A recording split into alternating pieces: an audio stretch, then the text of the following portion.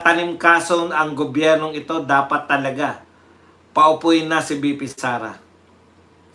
Sabi nga mga kapatid, may katapusan din ang lahat. Sa mga hindi nagtatanong, graduate daw sa Juan Bolsoto sa Law School of St. Andrews Field. Yeah. Ruru, Michael Duardo, pakawala mo yung alaga mong pusa.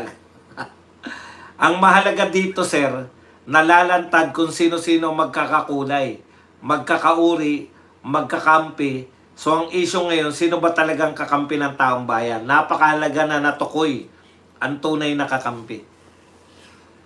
Eh di yung mga Duterte at mga kapanalig nila.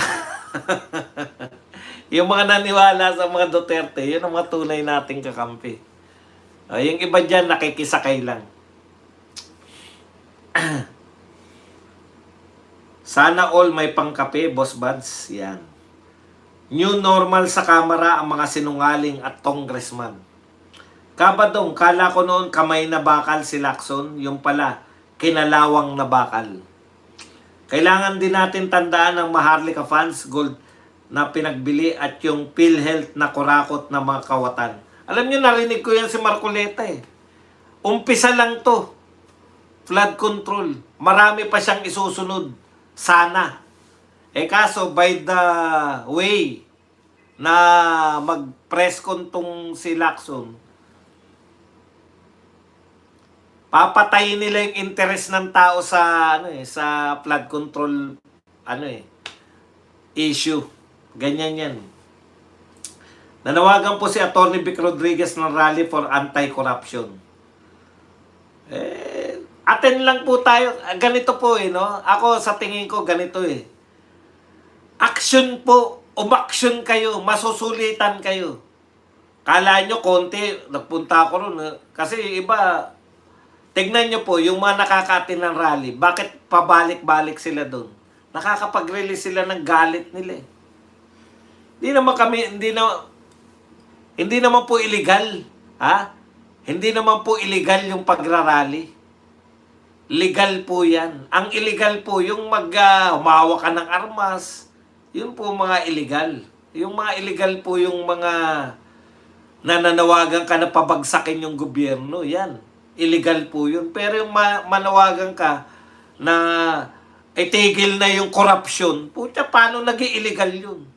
Kaya ganyan po yan. Kung gusto nyo, attend kayo. Kung ayaw nyo, wag nyo nang kantsawan yung mga nagpapakita ng galit nila. Doc Bats, ano masasabi mo sa bakbakang Ridon Bansot versus Dinggoy? Sexy personalan na. Hindi ko talaga napigilan nanonood ako kay Ridon biglang bumungad yung ilong Ilong mo Ridon. Di pala si Jinggoy ang safe. Siko at Tamba pala. Sabi ni Pinoy Pilipinas. Sinisafety nila di ba? Eto nga, meron pa mga patawa to si Nakakatawa, kala mo ang usapin lang yung pagtatanggal sa kanya Romualdez has no plans to resign. Siyempre naman, bit ka naman magre-resign.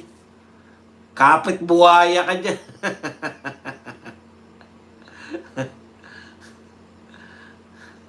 Solid daw ang leadership ni Martin. Natural. Ito nakakatawa si Saldico. I was surprised to hear Mayor Benjamin Magalong mention my name to the media in connection with the flood control projects without saying what I exactly did. Again, I strongly deny any wrongdoing with respect to his vague claim. Bakit mo dinideny? Sabi niya, pinagbibintangan ako ni Mayor Magalong. Di ba? Na ako ang mastermind. Wala naman siyang sinasabi kung anong ginawa ko. Kaya dinideny ko yan, yung sinasabi niya na kung ano man yung wrongdoing. Wala nga sinabi ka mo, ano yung dideny mo? Di-demanda mo si Magalong. Eto naman si Saldico. Yung mga diskaya na nga nagsabi, tumatanggap ka ng 25%. Di ba? Yan lang deny lang Talagang ganyan ang buhay. Matitindi ang mga backer nyo. Wala na tayong magagawa. Ayaw mo namang humarap mismo dun sa iniimbitahan ka pa na pala ng mga kapwa mo congressman. Kapwa mo pa congressman yun. Ayaw mong humarap. Ano ibig sabihin nun? Sa sarili mo ng bahay, pwede mo nang i-clear yung sarili mo. Iniimbitahan ka, ayaw mong umatin. Wala na kami magagawa dyan. Basa tayo, basa.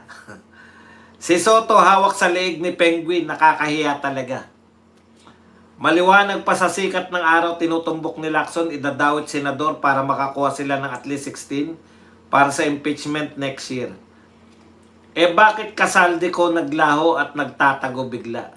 Redon aka Mr. Bean. Oo nga, no? Hawig ni Redon si Mr. Bean, no? Caitlyn, ma'am. Yan. For clarification, may interview si Atty. B kanina, wala siyang kinalaman sa rally. Pero kung gustong sumama ng iba, go lang daw, basta kilatisin kung sinong namumuno sa rally. Wala pala siyang kinalaman sa rally, tapos sasabihin nyo, siya nananawagan. Kaya mahirap eh. Mamaya manawagan yung mga rallyista na looban na natin.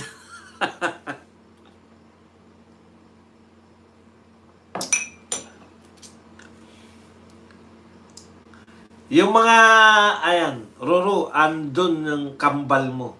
Di wow, big no yan, sina Lacson at Soto sa akin. Teresita, Amaldo, naglalaban ng bad at good ngayon, Senator Marcoleta, tinanggal nila, halata agad, takipan. Correct? Ako, naniniwala ako dyan sa'yo, takipan yan. Boss Bad, sana patusin ng diskaya yung sinabi ni Soto. Sagot na nila pagkain nila. Yun ang problema ni Soto sa witness protection eh. Sasagutin pa raw yung pagkain. Patawa talaga eh. Unbecoming. Hindi po magandang ano yan, senyalis. No? Ang sasabihin mo yung pakakainin pa ng gobyerno. Boss Baz, magla-live ka ba sa rally sa 13? Ano ba ngayon? 11? Ano ba yung 13? Sino ba mga tao dyan sa 13? Sino ba nananawagan yan? Pinapanawagan nyo kagad ako, hindi ko pa nga alam yan. Sino nananawagan ng 13? Mamaya pagdating ko doon po siya mga makabayan black pala eh. Makuyog pa tayo. Kayo naman, no? Wash out, Boss Buds, watching from Slovenia. Sobrang gay move siyang si Soto and Tamba. Sobrang bromance na yan. Noon, hello Garci, ngayon hello Soto na. Hello Soto. Hindi nila magawa kay Chis Escudero eh. Alam ko na eh. No? Ang laki ng tiwala nila kay Chis eh. Di ba? Eto hindi naman natin napag-uusapan lang. Naalala nyo nun? Nung biglang pumabor si Chis Escudero kay BP Sara sa impeachment. Ang point ko, bakit ang laki ng tiwala nila kay Chis Escudero? In hindsight, nakikita ko ngayon kung bakit eh. Meron pala silang alas. Alam ninyo, ngayon ang hinala natin, lahat ng bumaliktad, no? Lahat ng biglang kumampi kay Soto, mayroong alas sa inyo yung kung sino man yung mastermind yan. Very obvious yung magkapatid na bilyar. Ano alas sa kanila? Prime Water, tsaka yung ano yung tawag sa electricity company nila doon. Nakalimutan ko na kung saan lugar yung hawak nila elektrisidad eh. Obvious na obvious yun.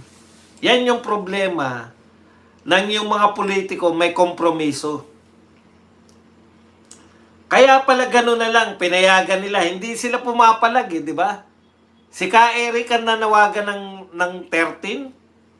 Parang hindi naman, may mga post dito, parang 12 yung pinapanawagan ni Ka Eric eh.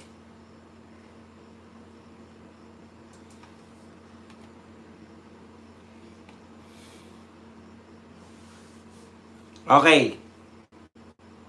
Eto pala yun, di ba? Yung 30 million na bigay sa kanya ng ng kontraktor. Yan yung panghawak nila kay Chis Escudero eh. Tignan nyo ngayon si Chis, tahimik na. Nasampulan siya eh. Di ba? Putya ka, kayang Black Friday yung kay Ka Eric eh. Hindi naman at 13 yun eh. Saturday yata yung 13 eh.